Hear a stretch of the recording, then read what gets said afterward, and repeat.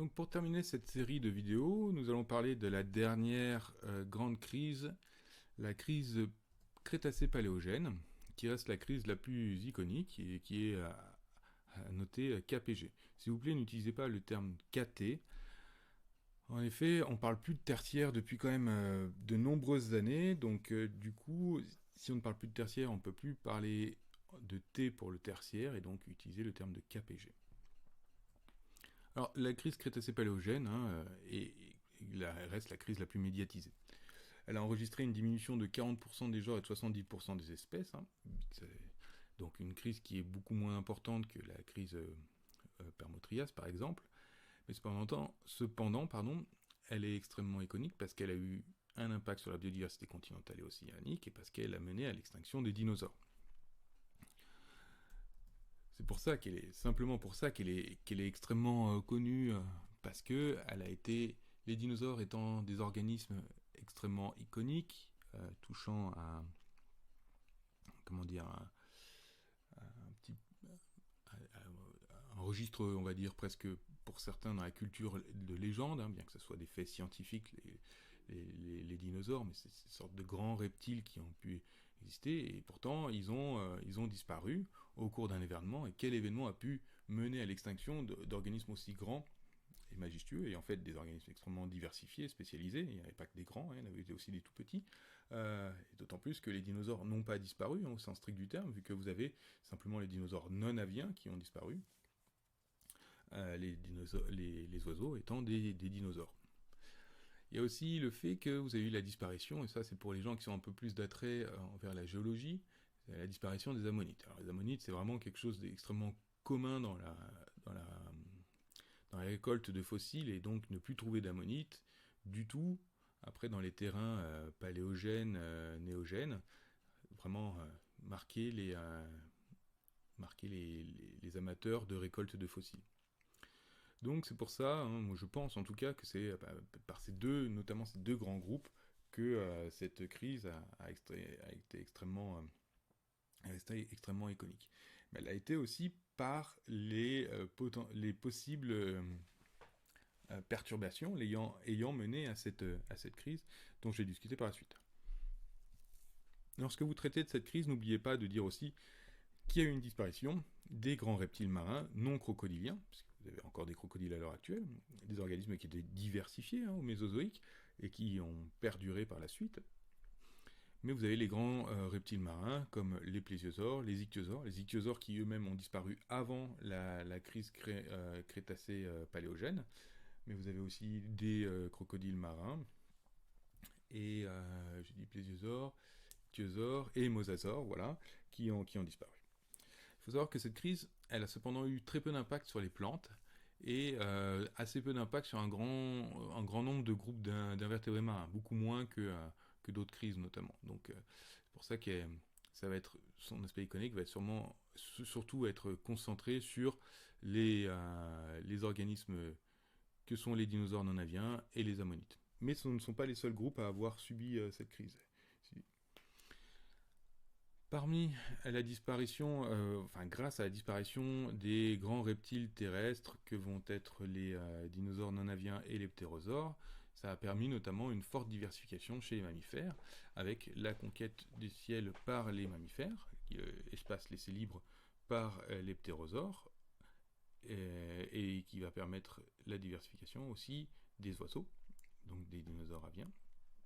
Enfin des oiseaux au sens strict du terme, qui vont pouvoir conquérir le ciel. Et puis dans les domaines terrestres, vous aviez des mammifères au Mésozoïque, une diversité beaucoup plus grande que ce qu'on a tendance à penser. Il n'y avait pas que des tout petits, quelques petites espèces cachées ça et là entre les pieds des dinosaures, c'était beaucoup plus diversifié que ça, même si les espèces étaient beaucoup plus modestes que ce qu'a connu la diversification par la suite au Paléocène et à l'Éocène, et même au Néogène.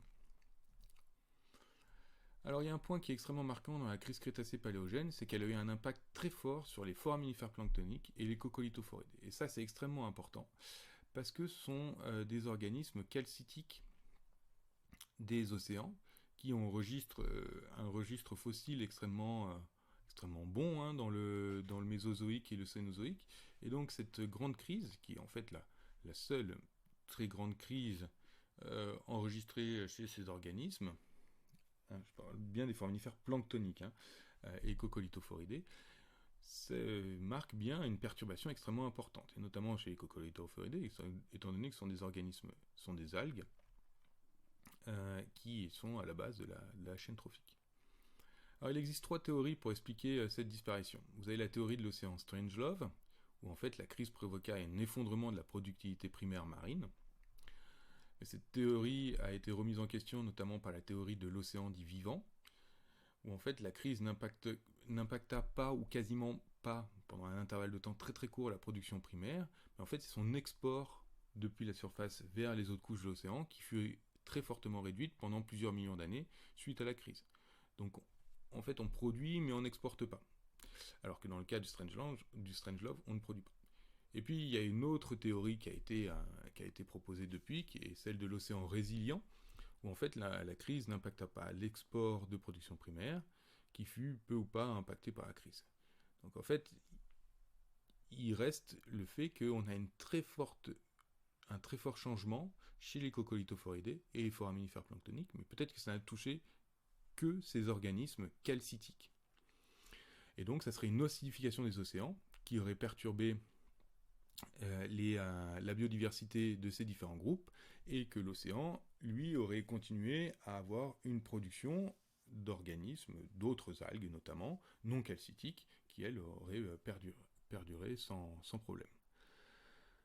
Ces discussions restent encore largement d'actualité, et donc il n'y a pas encore de consensus à ce niveau-là. Il faut savoir que cette crise, la crise Crétacé-Paléogène, c'est probablement la crise qui a été le plus débattue, et ce depuis plus d'un siècle. Alors je vous conseille, vous allez voir sur une page Wikipédia qui s'appelle Timeline of Cretaceous Paleogene Extinction Event Research, où vous allez voir tout un tas de théories qui ont été proposées, ils vont parler des discussions qu'il y a eu entre les différents chercheurs. Par exemple, en 1956, vous avez de Lobenfeld, qui proposa qu'une météorite tomba sur Terre et entraîna la disparition des dinosaures. Or, en 1980, la renommée de cette crise est venue notamment du fait qu'il y a la proposition qu'il y a une chute de météorites qui aurait causé la crise de biodiversité de la limite Crétacé-Paléogène. Mais la différence qu'il y a entre 1956 et 1980, c'est qu'en 1956, de Lobenfeld propose qu'il y ait une météorite, mais il n'a aucune preuve de ça. Alors qu'en 1980, Alvarez et collaborateurs ont mesuré la quantité d'iridium dans des dépôts sédimentaires qui enregistrent la limite Crétacé-Paléogène, et ils ont observé que cet iridium était extrêmement concentré. Or cet iridium a une source, on n'en trouve pas à la surface de la Terre, ou très très peu, et donc pour avoir autant d'iridium dans les dépôts sédimentaires, il faudrait qu'il y ait une source extraterrestre. Ou d'ailleurs, et c'est là qui a mené un certain nombre de discussions, une source mantélique. Il y a une deuxième hypothèse qui est souvent revenue, qui pose date celle d'Alvarez et collaborateurs, c'est celle de Courtillot et collaborateurs. Or, en 1928, Müller proposa que des éruptions volcaniques ont mené à l'extinction des dinosaures. Et en 1988, Courtillot et collaborateurs proposent qu'il y ait une mise en place des trappes d'édécans qui serait la cause de la crise Crétacé-Paléogène. De nouveau, Müller n'avait pas de preuves de datation précise pour pouvoir mettre en avant son hypothèse, alors que Courtillot a, lui, dans son étude de 88, mené une datation précise des dépôts, des trappes d'édécans. Et donc il s'en est suivi, en fait, au sein de la communauté, dans les années 80-90, beaucoup moins depuis, mais quand même dans les années 2000 aussi, des débats extrêmement importants concernant l'origine de la crise Crétacé-Paléogène. Tellement important qu'en 1984, Dewey McLean se plaint que Luis Alvarez mène une campagne de persécution si forte contre lui qu'il en souffra physiquement toute l'année. C'est-à-dire qu'il a subi tellement de pression d'un autre collègue scientifique qui qu'il en a souffert physiquement, il en a été malade. Alors, si on enlève l'ensemble de ces discussions, de ces guerres qu'il y a pu avoir entre les différents scientifiques, ce qui a les points remarquables et importants dans la crise Crétacé-Paléogène, notamment concernant les causes, c'est qu'en 1991, Hildebrandt et collaborateurs déclarent avoir trouvé le cratère de Chicxulub qui serait daté de la crise Crétacé-Paléogène. Et donc, il n'y a plus simplement une trace chimique de l'impact, mais une trace physique de cet impact, qui aurait pu ne jamais être conservé.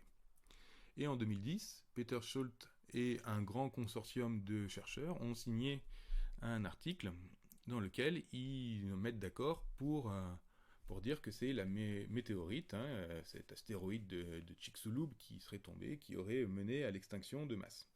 Et bien, en conséquence, et dans la même revue, sur le même volume, il y a 3 autres articles qui ont été écrits par des équipes concurrentes pour signifier qu'elles n'étaient pas d'accord avec les conclusions de Schultz et collaborateurs.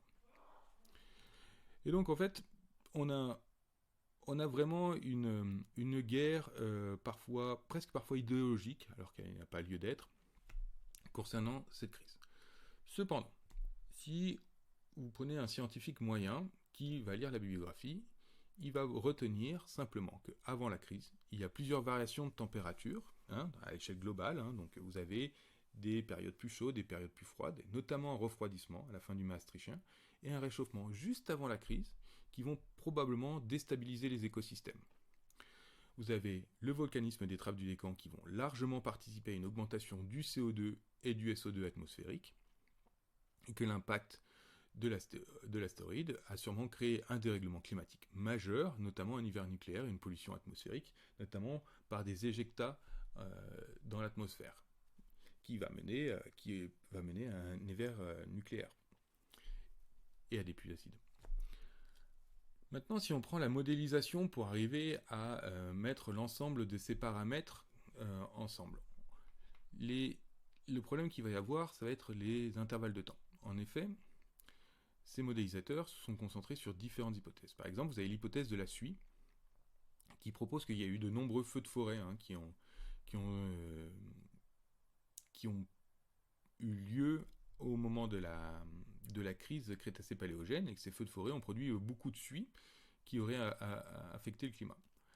Donc cette perturbation aurait baissé l'apport d'UV, et ce qui aurait baissé la production des plantes, qui était la base de la nourriture pour les grands reptiles terrestres. Le problème, c'est que lorsqu'ils modélisent ces contraintes-là, ils observent des perturbations qui vont durer environ 4 ans. Donc c'est des perturbations à très court terme, pour lesquelles on pourrait difficilement mettre en avant des grandes crises géologiques comme il a été observé. Alors que la quantité de CO2 dans l'atmosphère, celle qui va augmenter la température, elle va durer pendant plusieurs milliers d'années et elle va être liée au dégazage du volcanisme. Donc en fait, le problème qu'il va y avoir dans cette crise, c'est que vous avez d'un côté l'hypothèse du volcanisme qui crée des perturbations de moins d'amplitude mais à plus long terme, et de l'autre côté l'hypothèse de l'astéroïde qui va créer des très fortes perturbations mais à très court terme. Et donc un bon consensus serait que les événements perturbés dès la fin du Maastrichtien, et qui vont continuer au Paléogène avec le volcanisme, vont être associés à une perturbation de très forte amplitude, mais de très court terme, liée à l'astéroïde.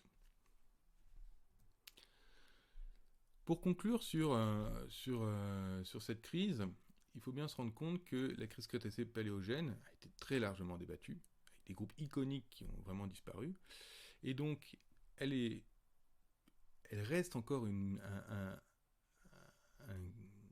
intervalle qui génère énormément de débats, mais en fait, les observations sont déjà là depuis très longtemps. C'est une période où il y a eu un fort volcanisme, des environnements très perturbés, avec des extinctions très importantes d'organismes, notamment océaniques, comme les coccolithophoridés ou les foraminifères planctoniques, mais aussi d'organismes terrestres comme les dinosaures. Et que probablement on a, comme très souvent, plusieurs événements concomitants qui sont passés en même temps, qui vont créer cette extinction de masse. Et je vais conclure sur l'ensemble de cette série de vidéos sur les grandes crises, pour dire qu'il y a différentes crises biologiques qui ont eu lieu au cours des temps géologiques. Vous avez les 5 grandes mises en avant par Sepkoski, mais ce ne sont pas les mêmes si vous lisez les travaux d'Alroy ou si vous lisez les travaux de Bambach ou d'autres auteurs. Et donc on cherche à conserver que quelques grandes crises, et vraiment les plus importantes, elles sont iconiques parce qu'elles vont avoir vraiment touché un très grand nombre d'organismes de rang taxonomique très haut pendant des intervalles de temps qui vont être assez faibles, et notamment mener, comme c'est la crise Permo-Trias, à des changements de grands systèmes de faune, comme le faune paléozoïque vers les faunes modernes, extrêmement importants. Ou par exemple la Crétacé paléogène, où on va vraiment la faune à reptiles qui va disparaître des environnements terrestres pour n'être plus qu'une faune terrestre, de nouveau, mammifères, enfin plus que dominés mammifères et oiseaux. Là où les reptiles dinosauriens, archosauriens vont être beaucoup moins importants. Dans la majorité des cas, sur ces différentes grandes crises, il faut être raisonnable et pas essayer de défendre telle ou telle hypothèse. Il est beaucoup plus probable que ce soit des modèles multicausaux qui soient à l'origine de ces différentes crises. Il reste beaucoup de travail nécessaire à l'identification de certaines causes, notamment des crises comme la crise fini-triasique qui est très longue dans le temps, enfin en tout cas qui semble avoir eu plusieurs événements dans le temps, qui nécessite encore de peaufiner l'association des hypothèses qui auraient pu mener à ces perturbations. Mais de manière générale, je vous conseille, et moi je défends, le fait qu'il n'y ait pas une seule et unique événement instantané et unilatéral qui ait détruit l'ensemble, en tout cas une très grande partie de la biodiversité sur l'ensemble des écosystèmes globaux, mais plutôt plusieurs causes qui sont arrivées à plusieurs instants, et que ces catastrophes ne sont pas des instants uniques, mais plutôt des perturbations sur le plus long terme qui vont avoir des effets sur plusieurs générations, voire plusieurs dizaines de générations, qui vont mener à ces grandes phases d'extinction. Et c'est ainsi que se termine la série de vidéos sur les grandes crises biologiques, les extinctions de masse.